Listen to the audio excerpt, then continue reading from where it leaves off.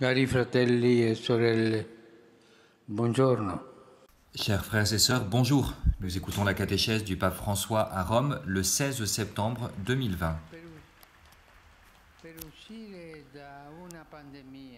Pour sortir d'une pandémie, il est nécessaire de se soigner et de nous soigner mutuellement. Se soigner et nous soigner mutuellement.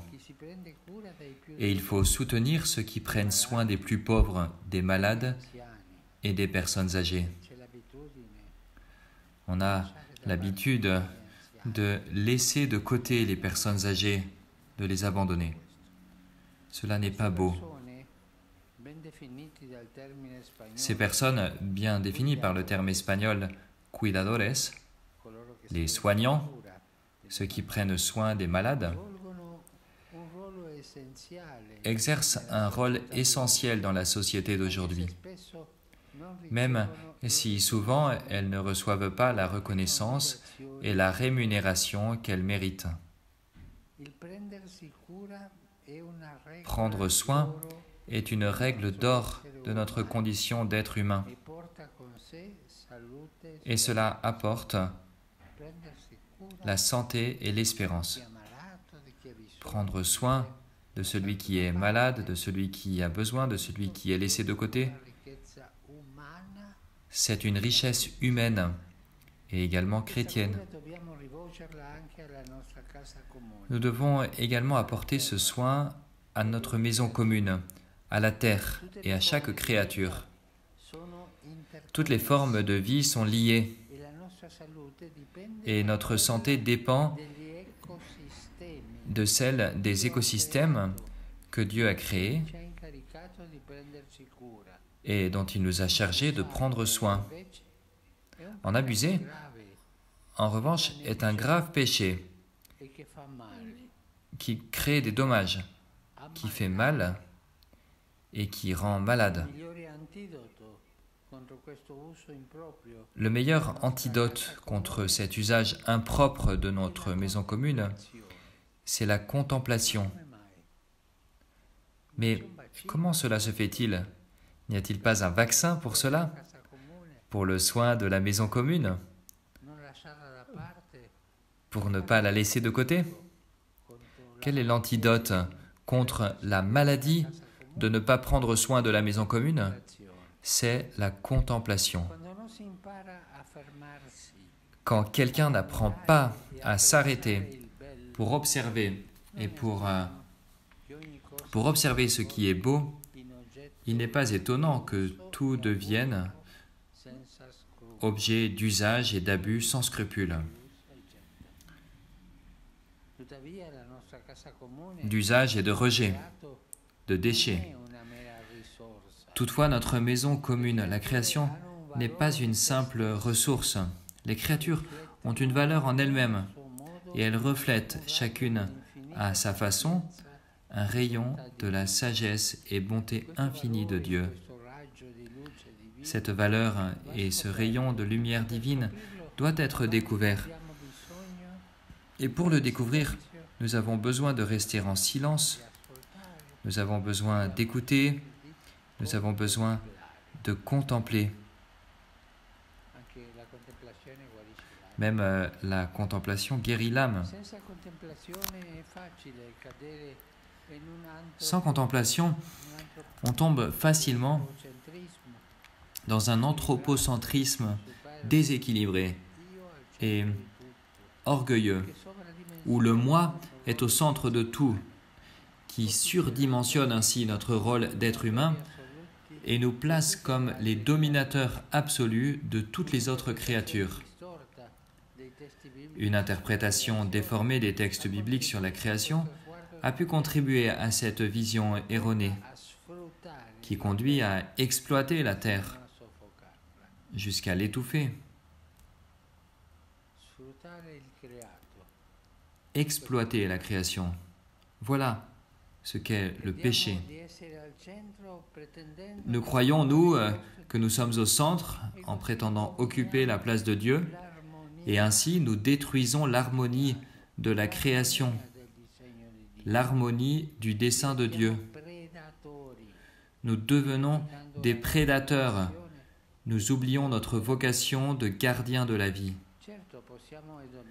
Bien sûr, nous pouvons et nous devons travailler la terre pour vivre et pour nous développer, mais le travail n'est pas synonyme d'exploitation et il est toujours accompagné par le soin, laborer, protéger, travailler, prendre soin. Telle est notre mission. Nous ne pouvons pas prétendre de continuer à grandir au niveau matériel sans prendre soin de la maison commune qui nous accueille.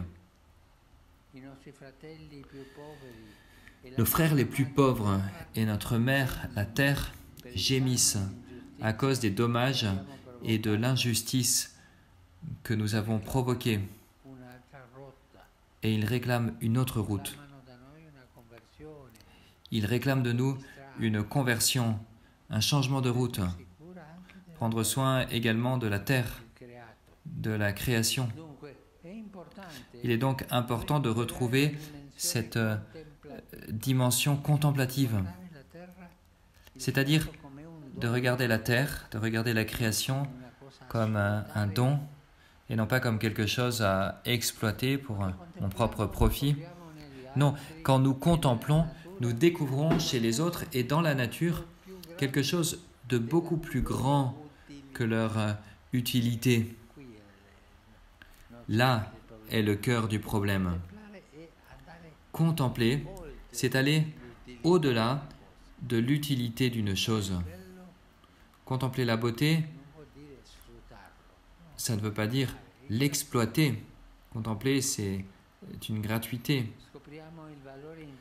Nous découvrons la valeur intrinsèque des choses que Dieu leur a conférées, comme l'ont enseigné de nombreux maîtres spirituels, le ciel, la terre et la mer. Chaque créature possède cette capacité iconique, cette capacité mystique de nous reconduire au Créateur et à la communion avec la création. Par exemple, Saint Ignace de Loyola, à la fin de ses exercices spirituels, invite à se mettre en contemplation pour parvenir à l'amour.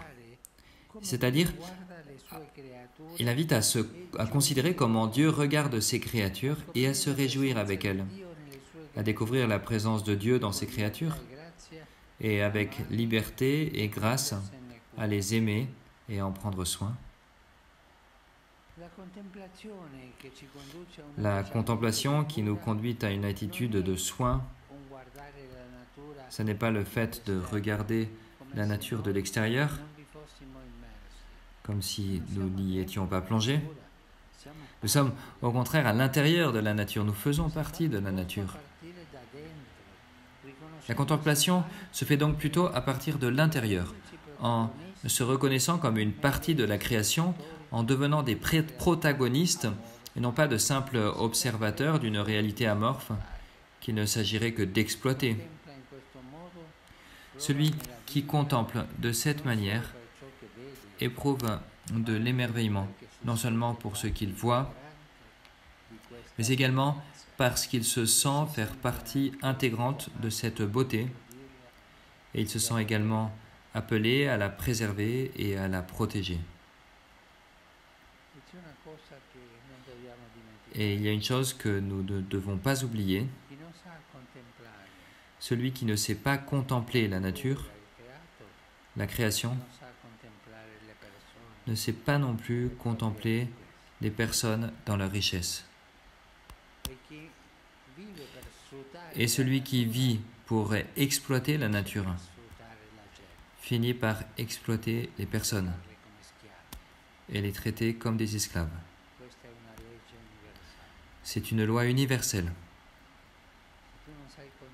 Si tu ne sais pas contempler la nature, il te sera très difficile de contempler les gens, la beauté des personnes, ton frère, ta sœur, nous tous.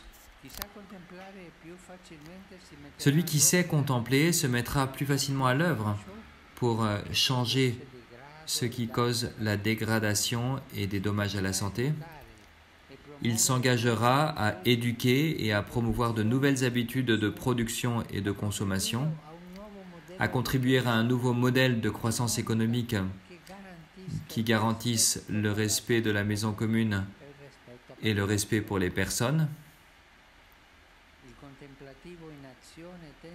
Le contemplatif en action tente à devenir un gardien de l'environnement. Cela est beau. Chacun d'entre nous doit être un gardien de l'environnement, de la pureté de l'environnement, en cherchant à conjuguer les savoirs ancestraux du culture millénaire avec les nouvelles connaissances techniques, afin que notre style de vie soit toujours durable.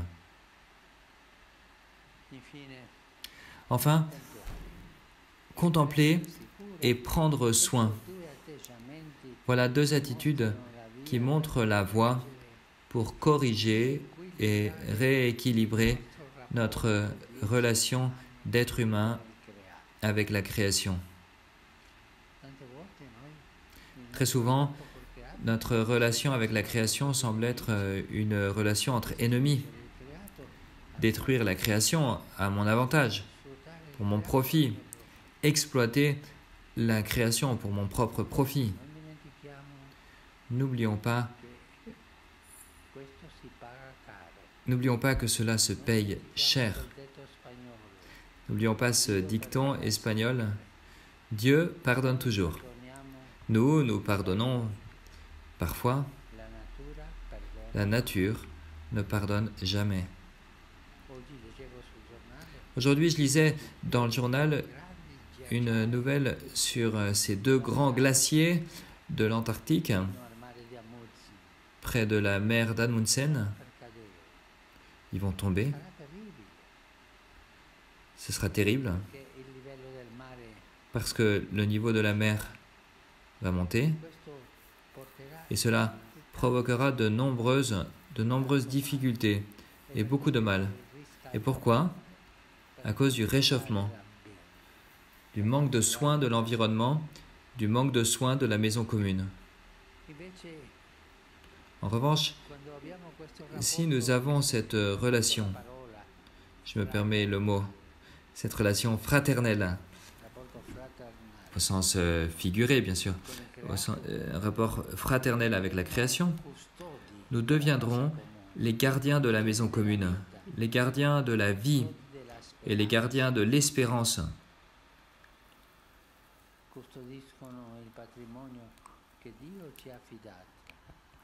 Nous sauvegarderons le patrimoine que Dieu nous a confié afin que les générations futures puissent en jouir. Alors certains pourraient dire, mais moi je m'en tire bien comme ça. Mais le problème n'est pas comment tu t'en tires aujourd'hui. C'était ce que disait un théologien allemand, protestant, un bon théologien, Bonhoeffer. Le problème n'est pas comment tu t'en tires toi, aujourd'hui. Le problème est quel sera l'héritage, la vie de la génération future. Pensons aux enfants, aux petits-enfants. Que leur laisserons-nous si nous exploitons la création ?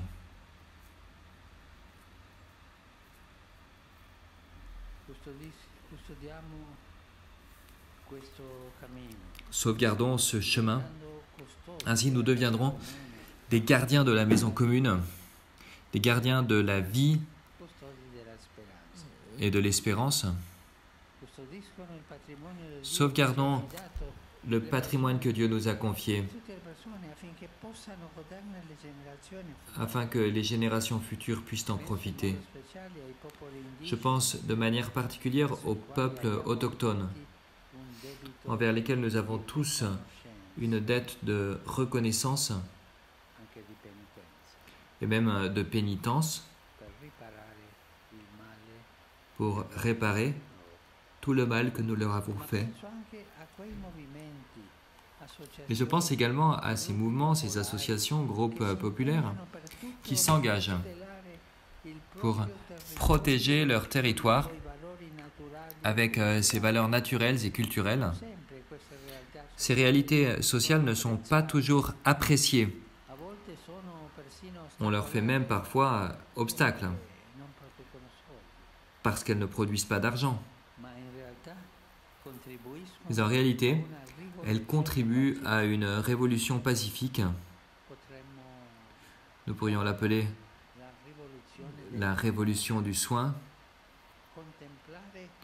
Contempler pour prendre soin. Contempler pour sauvegarder. Pour nous sauvegarder. Pour sauvegarder la création, nos enfants, nos petits-enfants et l'avenir. Contempler pour prendre soin et pour sauvegarder et pour laisser un héritage à la génération future.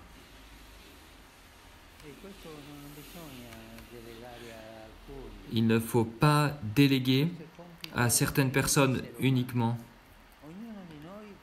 Tout cela, c'est la tâche de chaque être humain. Chacun de nous peut et doit devenir un gardien de la maison commune, capable de louer Dieu pour ses créatures, de contempler les créatures et de les protéger. Merci.